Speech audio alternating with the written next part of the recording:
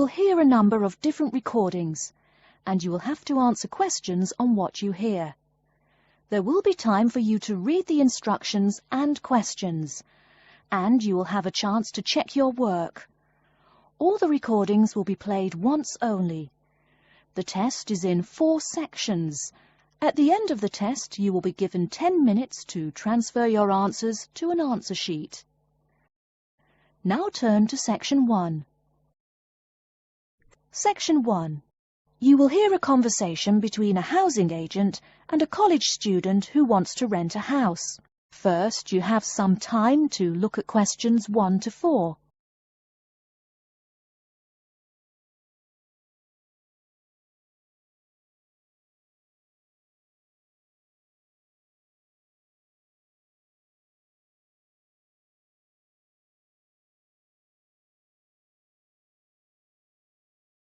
You will see that there is an example which has been done for you. On this occasion only, the conversation relating to this will be played first. Good afternoon and welcome to Habitat Hunters. You must be Joseph. Yes, that's right. You said on the phone that I could come by at 2 o'clock. Sorry, I'm a little early. No problem at all. In Calgary's market, you have to move fast if you want a good apartment. Actually, I'd settle for almost anything. I've been here 10 days and the hotel is ruining me. My father has me on a strict budget. Sit right down here now, sir. Let's talk a little about the places before we go have a look. Now, we have 4 apartments available. Okay. Could you tell me more about those 4 apartments? Sure. The first one is on Beetle Road, just a block off campus. It's a 3-bedroom with a bathroom and a living room and a great Italian restaurant right next to it. The agent says that the first apartment is a 3-bedroom apartment with a great Italian restaurant right next to it. So, restaurant has been written in the space. Now we shall begin. You should answer the questions as you listen, because you will not hear the recording a second time. Listen carefully and answer questions 1 to 4. Good afternoon and welcome to Habitat Hunters. You must be Joseph. Yes, that's right. You said on the phone that I could come by at 2 o'clock. Sorry, I'm a little early. No problem at all. In Calgary's market, you have to move fast if you want a good apartment. Actually, I'd settle for almost anything. I've been here 10 days and the hotel is ruining me. My father has me on a strict budget. Sit right down here now, sir. Let's talk a little about the places before we go have a look. Now, we have 4 apartments available. Okay. Could you tell me more about those 4 apartments? Sure. The first one is on Beetle Road, just a block off campus. It's a 3-bedroom with a bathroom and a living room and a great Italian restaurant right next to it. How much? Well, it's $435 a month, including internet and utilities. Okay, that sounds reasonable. Any drawbacks to the house? There's a really big garden, but it hasn't been taken care of over the years and is just too big to clean up nicely. That sounds okay. Tell me about the next option. The other 3-bedroom apartment is on Oakington Avenue on campus. It is right near the building where you have classes, and the kitchen and living room are newly furnished. Wow, that sounds like a pretty good option. Well, it is a cool apartment, but since it's a dormitory, the living room, bathroom, kitchen and washing machine are all shared. It would be nice not to have to buy living room furniture, though. And how much is this one? $400 per month for a bedroom with an air conditioner. For a bedroom without an air conditioner, you would pay less, $340 for it. Yikes. Even with the air conditioner, it sounds really inconvenient to have to share facilities. I'll never cook if I have to walk down the hall to use the kitchen. Yeah, that's true. Before you hear the rest of the conversation, you have some time to look at questions 5 to 10.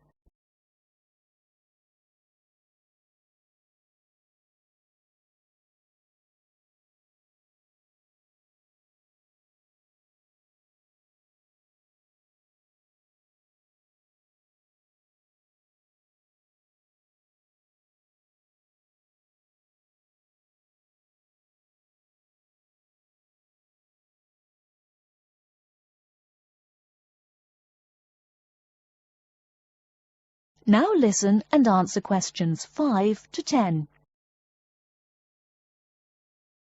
Anyway, the next place is a 2-bedroom on Mead Street. Oh, I like Mead Street. That's off campus, right? Yep, it's pretty cool, but it only has 2 bedrooms, plus a living room and a study. But I want to live together with my 2 friends. So you could make the study into a small bedroom if you end up living with them. Also, we guys want a TV and DVD player since we're all so much into movies. Well, this place has a great TV and VCR, but no DVD player. No DVD? That's so weird. Are any other facilities provided? As you said, weird enough, it also comes with a wash basin. Is there a washing machine? I think we need that more than just a wash basin. I'm afraid there's no washing machine in the apartment. Wow, that's so old-fashioned. Maybe it's not the best choice for 3 college guys. How much is it? Well, it's $600 per month, but of course it would be cheaper if you made it into 3 bedrooms instead of 2. Where is the apartment located? It's 2500 Mead Street, where there are a lot of bars. It would be affordable, but it would get pretty noisy. And that sounds really expensive for an old place in a noisy area. How about the last place? This one's on campus in the Devon Close complex. It's a 1-bedroom, so it will be a little quieter than the Mead Street place. 1 bedroom, huh? That could be good for focusing on my studies. What else does it have? It comes with a living room and a study, and includes a really nice lamp in the study that has a bunch of different settings. You know what else is cool? There's a dining hall downstairs, so all evening meals are free. You can purchase breakfast and lunch, but meals after 6 p.m. are free. Wow, this place sounds too good to be true.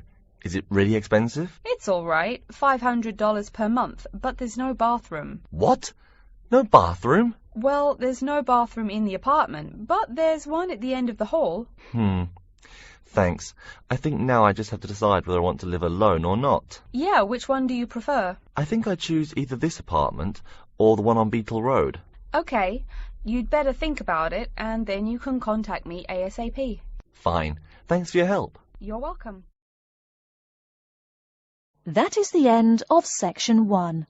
You now have half a minute to check your answers.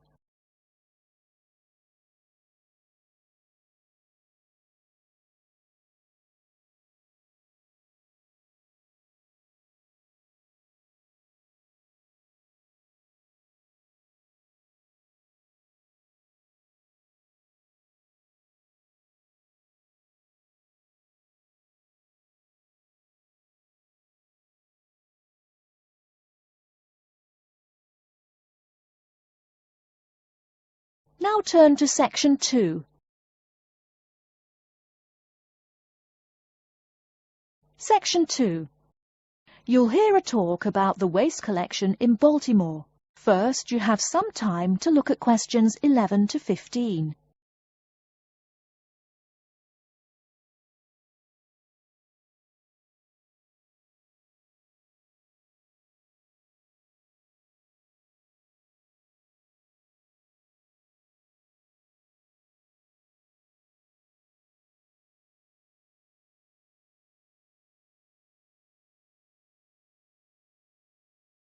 Now, listen carefully and answer questions 11 to 15. Hi folks, my name is Loretta Johnston, and I'm here from the Baltimore Department of Public Waste. Thank you for coming out to our community meeting tonight. I've got a few words to say about the waste collection here in Baltimore. First, there's the sorted collection bins themselves. They're made of sturdy, solid material, so none of your trash can seep out or puncture the bin. Also, since these things sit out on the curb overnight, rain or shine, they have to be waterproof. We can't have water getting up in it and filling up the bin. Remember to pay attention to which bin is which, and sort your waste accordingly. You should have a blue or green bin for recyclable garbage, a yellow bin for unrecyclable garbage, and a red bin for toxic waste. Our citywide waste management is divided into 2 services. The first is commercial waste collection, or trash collection from buildings. The majority of building waste is paper, which goes in the blue or green bins. You'll notice in your office buildings there are signs that warn you not to overfill these bins. All that paper adds up, and an overflowing bin is infinitely harder for collectors to carry to the truck and empty. Aside from paper, another large source of building waste is metals. Metals such as tin and aluminium can be put in the yellow recycle bins, but metals like lead and copper should be disposed of in the red bins.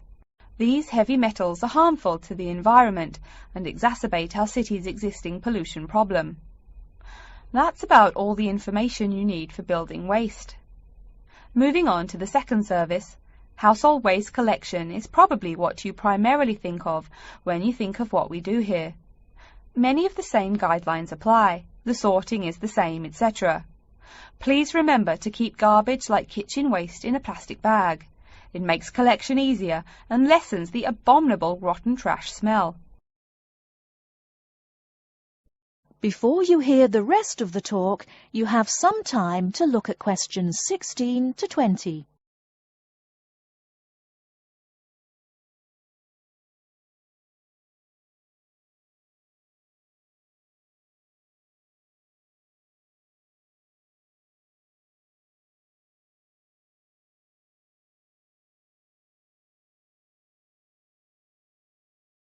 Now listen and answer questions 16 to 20.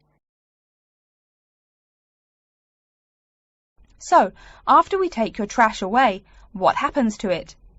We take all the garbage to one of a number of garbage disposal plants, each of which is located in the middle of an open space of some sort. No one wants to have their home or office right next door to a waste disposal plant, right? Waste is collected and then disposed of once every 4 weeks. A lot of trash can build up in that time, so we're in the process of developing a plan to fund collection more frequently.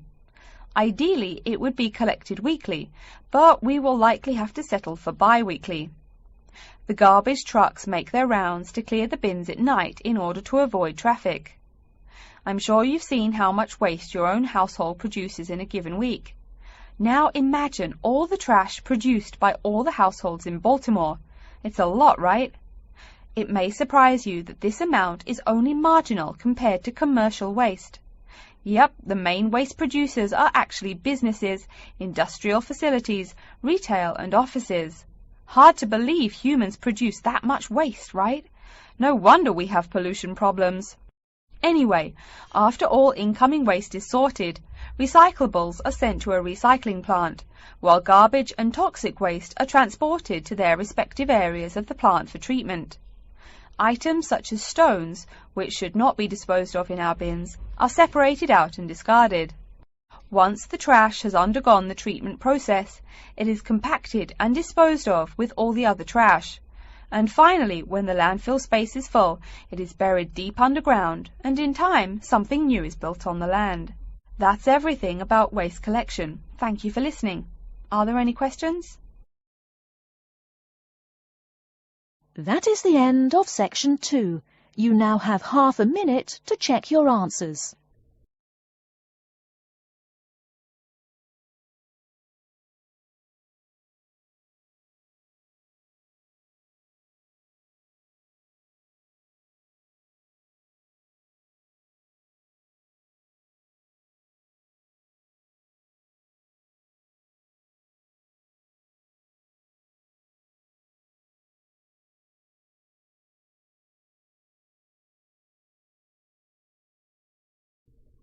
Now turn to section 3. Section 3. You will hear a student called Julie talking to her classmate named Ricky about a new essay that Professor Johnson assigned. First, you have some time to look at questions 21 to 24.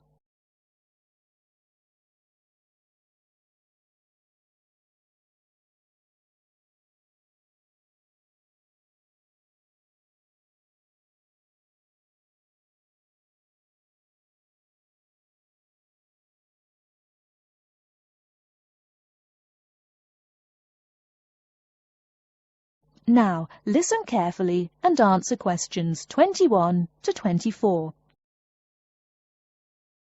Hi, Julie, it's Ricky. Hi Ricky, how are you? I noticed you weren't in psychology today. I'm feeling sick, so I didn't go to school today. Would you mind telling me what I missed in class? Sure thing. I'm sorry you're not feeling well. Anyway, we spent most of the class talking about a new essay that Professor Johnson assigned. You need to choose one of the bold headings from the note system and research it. Wow, I picked the wrong day to miss class, huh? You sure did. Could you tell me the specific requirements of this paper? Sure. You need to find scientific research that supports your claim as one of your references. It can be from some of the case studies we discussed in class, or you can find your own. Or even better, you can conduct your own research. I'm sure that would get you an A. Have you decided what you're going to do yet? Also, where are you getting your references? Yeah, I'm going to research facial recognition by infants. I've already found a few experiments in scientific journals. That would probably be a good start for you. There are tons of journals in the library. Great idea, thanks. I'm considering writing my essay on the effects of one of the psychotropic drugs we talked about in class. I'm sure there is lots of stuff about it on the internet. Are we allowed to use information from the internet? Sure, you can use that as long as it's not your main source for information. You'll probably want to cite some of the experiments we went over. Good idea, thanks. I'm going to try to find some information from a bunch of different sources. Before you hear the rest of the talk, you have some time to look at questions 25 to 30.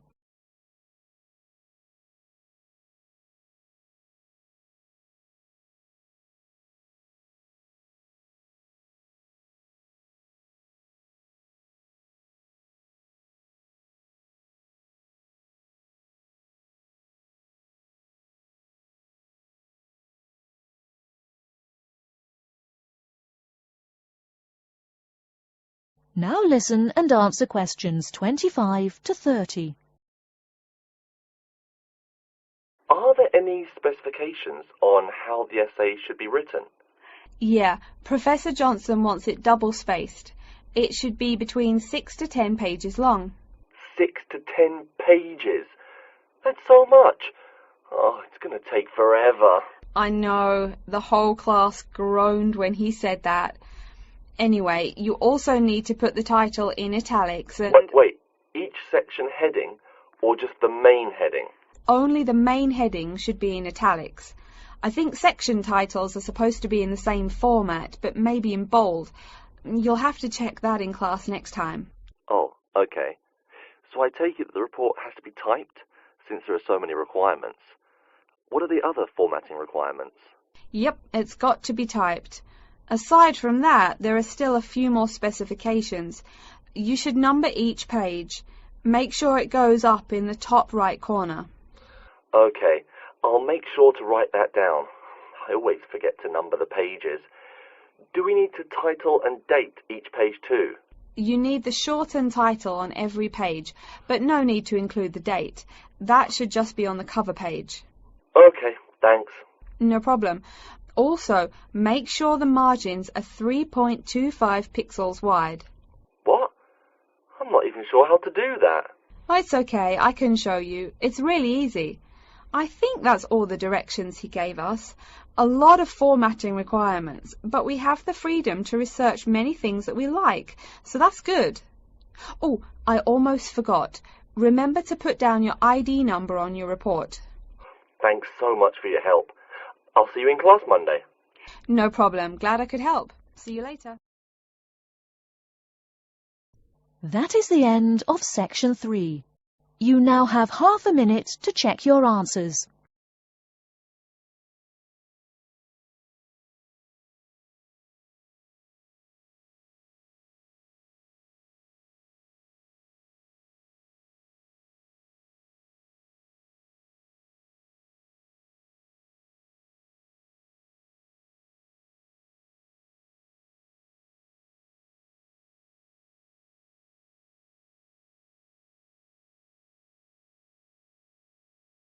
Now turn to section 4.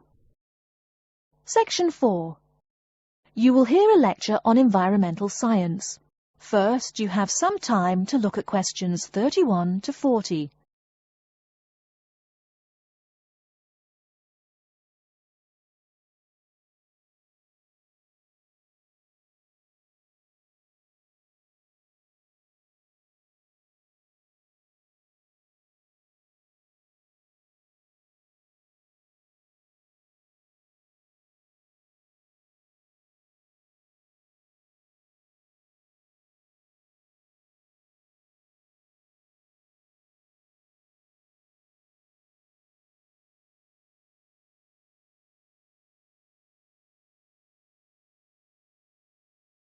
Now listen carefully and answer questions 31 to 40.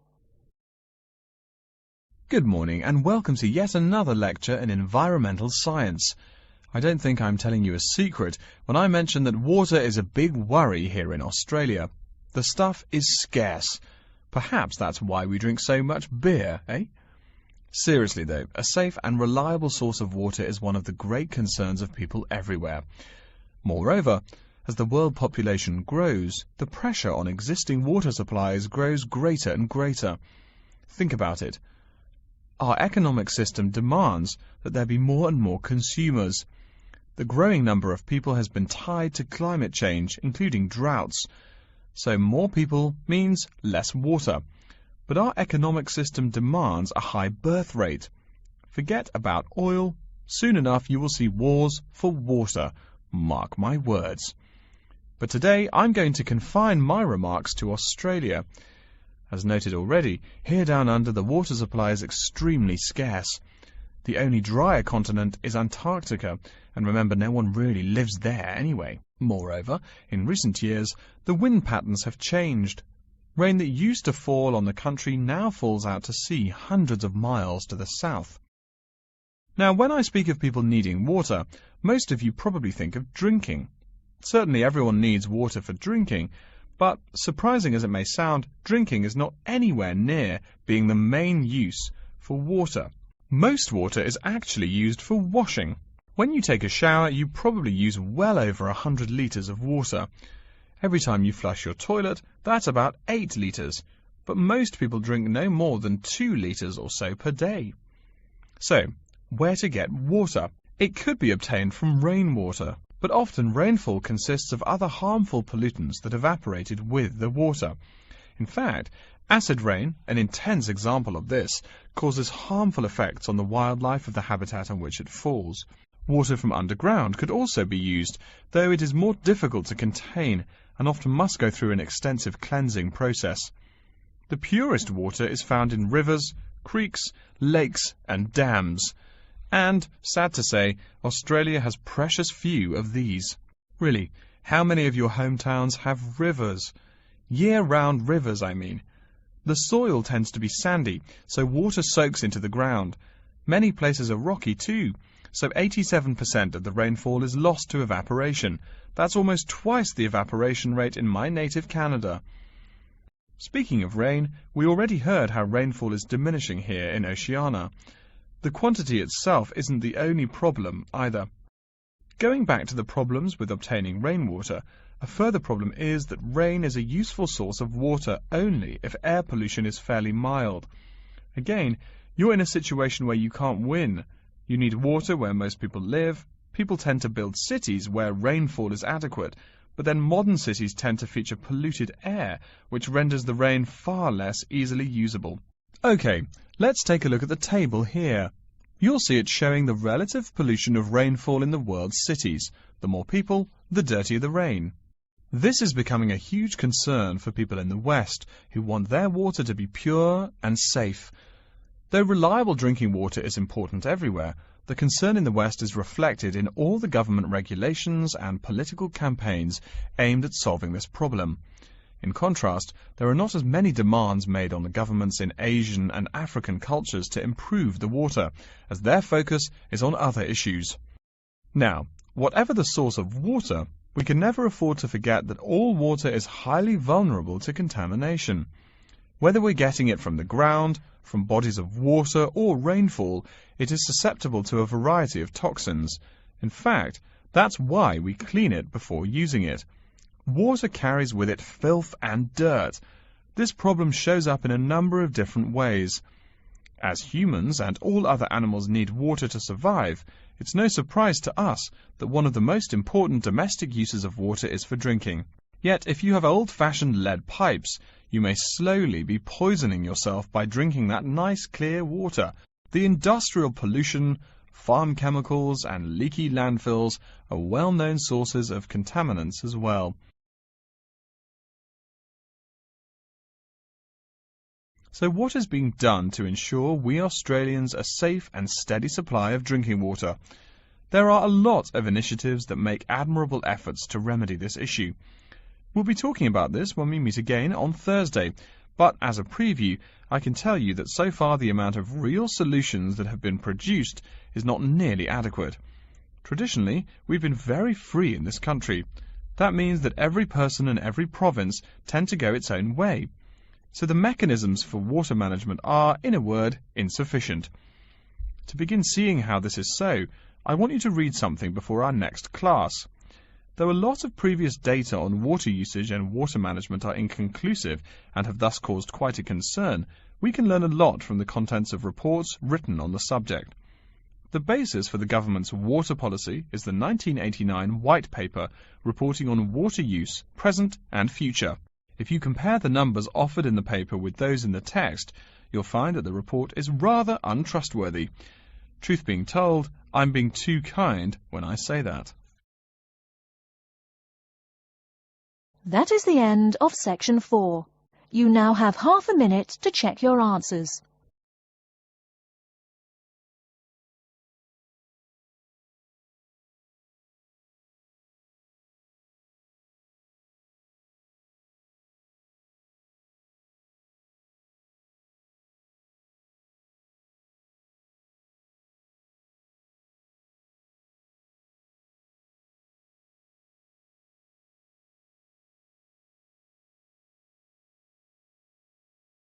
That is the end of the listening test. In the IELTS test, you will now have 10 minutes to transfer your answers to an answer sheet.